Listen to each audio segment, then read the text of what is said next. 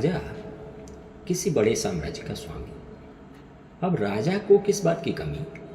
हजारों सैनिक संतरी, नौकर चाकर, सगे संबंधी, किसी चीज के बारे में सोचते ही वह चीज उसके सामने धरी होती, पर राजा को चैन नहीं, रातों को नींद ना आती।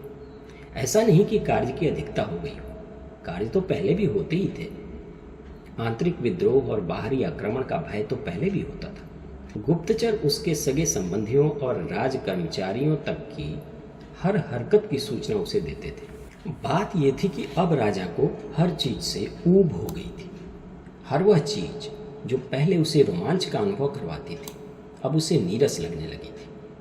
उसे प्रसन्न करने के लिए अति रूपसी रमणियां, एक से बढ़कर एक नर्तकियां लाई जाती, पर वह उन्हें भगा देता। आखेट और खेल महोत्सव भी उसे रोमांचित न कर पाते। बड़ी विचित्र स्थिति पैदा हो गई। सभी परेशान, ये राजा को क्या हो गया?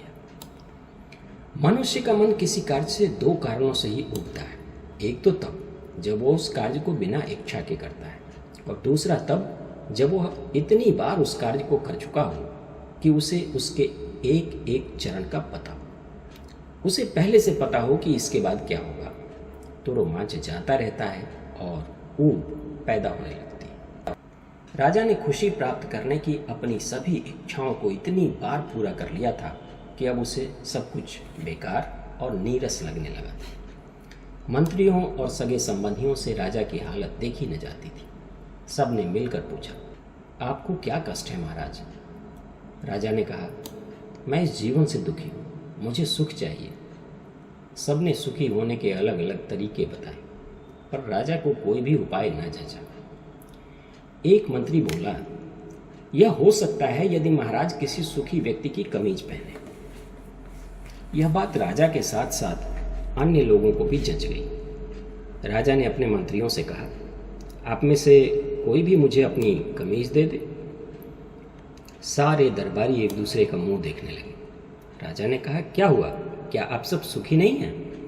मंत्रियों ने एक सुर में कहा, नहीं महाराज। राजा चौंका, क्यों भला? कोई कुछ न बोला। राजा ने एक मंत्री को गुस्से से देखा और कहा, जवाब दो। मंत्री कांपते हुए बोला, महाराज अभय दान हो तो मुंह खोलूं। राजा ने कहा, ठीक है, बताओ। मंत्री बोला, महाराज मैं कई वर्षों से प्रधानमंत्री बनना चाहता हूं, पर हर बार कोई और चुन लिया जाता है, इसी दुख में घुटता रहता हूं। अब राजा ने प्रधानमंत्री की ओर देखा, आप तो सुखी होंगे? प्रधानमंत्री बोला, क्षमा करें महाराज, जिस एक अकेली जान के कंधों पर सभी विभागों की जवाबदेही हो, जिसे राजकोप का भय हमेशा बना रहता हो, वह सुखी कैसे रह सकता है भला? यह तो तभी संभव है जब मैं स्वयं राजा बनूं। राजा ने एक एक कर सभी दरबारियों से पूछ लिया, पर कोई भी सुखी ना निकला। हर किसी को किसी न किसी बात का दुख था। राजा ने अपने सगे संबंधियों तक से पूछा, पर उनका कहना था कि वे तो राजा और राजकोष पर आश्रित हैं, उन्हें अपने मन की करने की छूट कहाँ, इसलिए वे दुखी हैं। राजा ने अपने मंत्रियों से पूछा, क्या मेरे राज्य की प्रजा भी सुखी नहीं? मंत्रियों ने एक सुर में कहा, बिल्कुल है महाराज, भला आप जैसे प्रतापी राजा के राज में कौन सुखी नहीं होगा, सब बहुत सुखी हैं।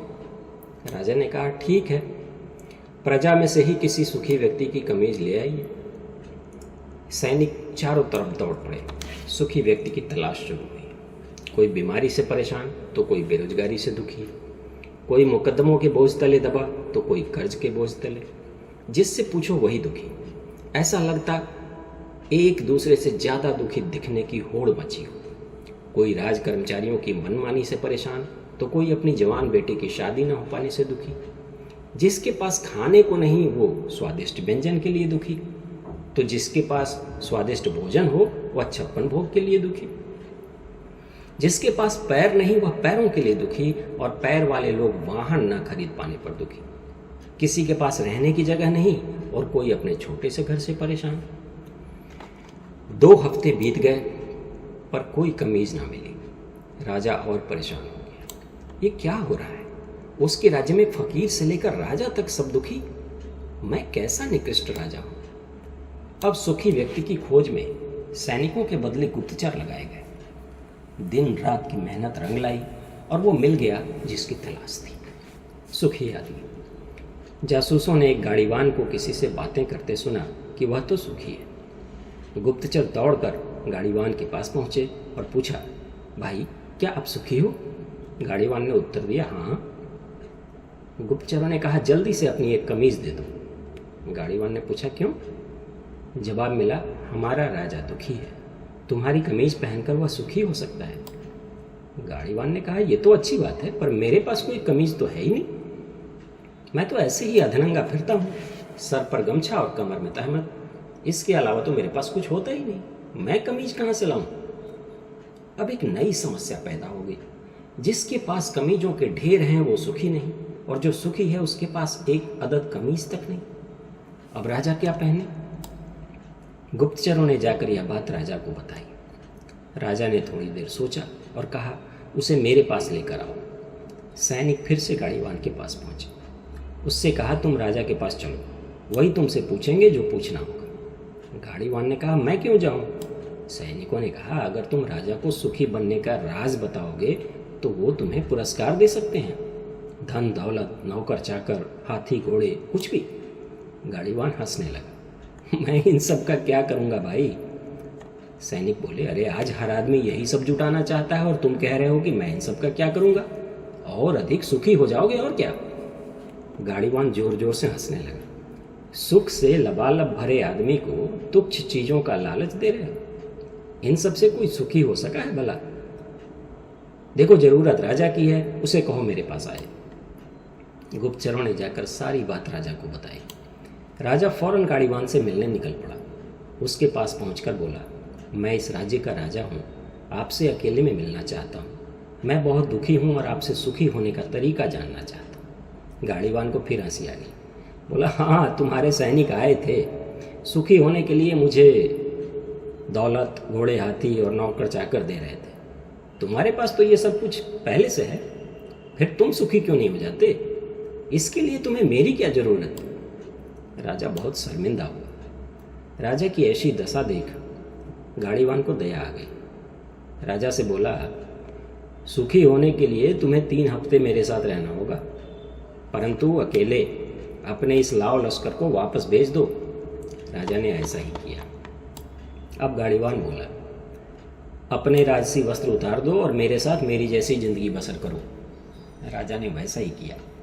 आरंभ में उसे काफ़ी तकलीफ हुई, पर फिर धीरे धीरे थोड़ी आसानी होने लगी। दिन भर बैलों की सेवा करना, उन्हें चारा देना, बांधना, खोलना, खाना बनाना, यही सब उसके काम बन गए। गाड़ीवान ने राजा को बताया कि यह जगत परमेश्वरमय है।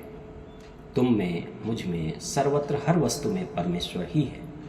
वही आनंद स्वरूप है। परमात्मा अनंत चेतना है और वही चेतना बहुत कम मात्रा में सभी जीवों में विद्यमान है, परंतु उस तक पहुंचने के लिए पहले हमें 5 विकारों काम, क्रोध, मोह, लोभ और अहंकार से मुक्त होना पड़ता है। उस चेतना का साक्षात्कार करने वाला जीव सभी इच्छाओं से मुक्त होकर परीक्षक मात्र रह जाता है। वह सुख दुख से निरपेक्ष हो जाता है। उसके भीतर आनंद ही आनंद भर जाता है। राजा ने पूछा, उस चेतना का स्वरूप कैसा है? गाड़ीवान ने कहा, तुम बताओ, जल का स्वरूप कैसा है? वायु का स्वरूप कैसा है? जल को जिस पात्र में भर लो वही उसका स्वरूप हो जाता है। समुद्र से उठने वाली लहर के शिखर पर भी जल है, पर वह एक बूंद है, पर लहर के बैठते ही वह अथाह समुद्र है। ठीक वैसे ही हमारी चेतना है, परमेश्वर में मिलकर वह भी वैसे ही विलीन हो जाती है। खाली वक्त में स्नान करने के बाद राजा पीपल के पुराने वृक्ष के नीचे जा बैठता और इस संसार को बनाने वाले की कल्पना करता। लोग आते, पीपल की पूजा करते और उसे प्रणाम कर चले जाते। एक दिन राजा वहीं बैठा था, तभी उसने देखा एक कुत्ता टांग उठाकर पीपल के उस वृक्ष पर पेशाब कर रहा है। राजा को बड़ा क्रोध आया। यह गंदा जीव पीपल के पवित्र वृक्ष पर मूत्रत्याग कर रहा है, जिसमें भगवान का वास है। वह उठा और पास में कोई पत्थर खोजने लगा, जिससे मारकर उस कुत्ते को सजा दे सके। तभी उसे गाड़ीवान की बात का स्मरण हुआ है कि सभी जीवों में उसी परमात्मा का वास है और सुख की प्राप्ति के लिए 5 विकारों से मुक्त होना पड़ता है। अब उसे लगा कि परमात्मा ही परमात्मा पर पेशाब कर रहा है, तो उसकी इच्छा में दखल देने वाला वह कौन होता है? वह इस संसार का नियंता नहीं है जो हर जगह हर वक्त मौजूद हो और सारे गलत कार्यों को ठीक करता फिरे। उसे किसी ने इस संसार के मेंटेनेंस का ठेका नहीं दिया। उसे एक गीत के बोल याद आए कि तू यहाँ मुसाफिर है, ये सराय फानी है। उसका क्रोध समाप्त हो गया और आश्चर्य मिश्रित आनंद में बदल गया। इस प्रकार विकार मुक्त हो वह परमेश्वर की इस लीला को देखने और खुश होने लगा। अब वह संसार में घटित हो रही घटनाओं में संलग्न नहीं बल्कि उसका प्रेक्षक मात्र था। अब वह उसमें संलिप्त नहीं, उसका दर्शक मात्र था। सायंकाल राजा ने गाड़ीवान को सारी बात बताई। गाड़ीवान बोला, राजे, तुमने बिल्कुल ठीक किया। कुत्ते द्वारा किया जाने वाला कार्य उसके प्रारब्ध के अनुसार था। यदि तुम उसमें कुछ भी अपनी ओर से करते तो वह तुम्हारे प्रारब्ध का भी हिस्सा बन जाता। बाद में पश्चाताप करके भी तुम अपने कृत्य को वापस तो नहीं ले पाते। और यदि तुम्हारा प्रारब्ध उस वृक्ष या कुत्ते से किसी प्रकार जुड़ा होता तो तुम अवश्य कुछ न कुछ करते और दुख और पश्चाताप में जलते रहते। एक बात और, जीव के सुख दुख में उसके पूर्वाग्रहों का बड़ा हाथ होता है। जैसे तुमने मन में सोच रखा था कि कुत्ता एक गंदा प्राणी है, तो तुम्हें उसका कृत्य और भी गंदा लगा। कुत्ता गंदा जीव है, यह कुत्ते के प्रति तुम्हारा पूर्वाग्रह है। अब यदि राजा रहते, किसी कुत्ते का कोई मुकदमा तुम्हारे समक्ष लाया जाता और सारी दलीलें, सारे सबूत चीख चीख कर कह रहे होते कि कुत्ता निर्दोष है, तब भी तुम्हारा मन उसे दंडित करता ही। बाद में यही तुम्हारे दुख का कारण भी बनता। इसलिए मात्र प्रेक्षक बनने के लिए और सुख दुख से ऊपर उठकर असीम आनंद की प्राप्ति के लिए पूर्वाग्रहों का त्याग भी उतना ही जरूरी है जितना विकारों का त्याग। सुख वस्तुओं में नहीं है, वह तो दृष्टिकोण में निहित है। यदि दृष्टि संलिप्त है, पूर्वाग्रह जनित है, तो दुख होगा। और यदि तुम हर बंधन से मुक्त हो, सिर्फ सामने हो रही घटनाओं के दर्शक मात्र हो, तो आनंद है। 3 हफ्ते गाड़ीवान के साथ रहकर राजा में बहुत से परिवर्तन आए। अब वह पहले की तरह वस्तुओं में सुख नहीं देखता था, उसे आनंद का मार्ग मिल गया था। अधिक और अधिक के पीछे भागना कभी सुख नहीं देता। वस्तुओं का सुख क्षणिक है, अनंतर यह दुख का सिलसिला बन जाता है। ऐसा करते कब जीवन की सांझ आ जाती है, पता ही नहीं चलता।